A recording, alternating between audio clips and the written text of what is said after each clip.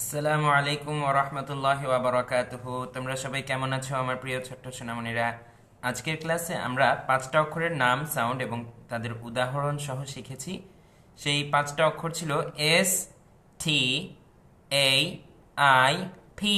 চলো এখন আমরা এই ভিডিওর মাধ্যমে সবগুলো সাউন্ড আবার রিভিশন দিব। তোমরাও সেম আমার মতো করে ভিডিও বানিয়ে দ্রুত গ্রুপে দিয়ে দিবে, ঠিক আছে? ভালো মতো প্র্যাকটিস করবে, আগে আমার ভিডিওটা দেখে ভালো মতো শেখা হলে তারপরে তোমরা ভিডিও বানিয়ে গ্রুপে দিবে, কেমন? সবার প্রথম অক্ষরটা ছিল এস। এস এর সাউন্ড কি বলো তো? ইশারা সহ তোমরা দেখাবে আমার মতো করে এবং উদাহরণও বলবে। S sounds, S sounds, S এর sound S for sun, sun, sun. S for soap, soap. S for snake, snake.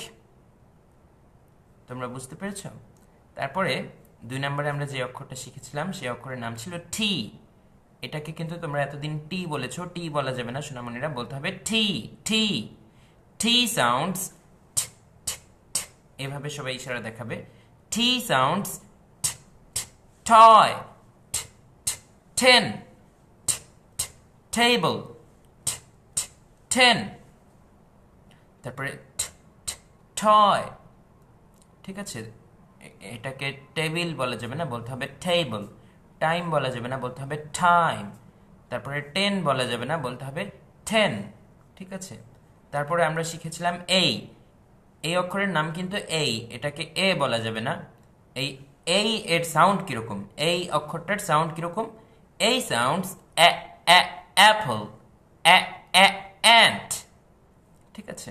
আমরা যে বাংলায় বলি এতদিন, এই এতদিন বলার সময় প্রথমে যে এত করছি এরকম অ্যান্ট। তারপর I, I sounds i, igloo, i, igloo, i, ill. তারপরে P, P sounds pen, P sounds pen.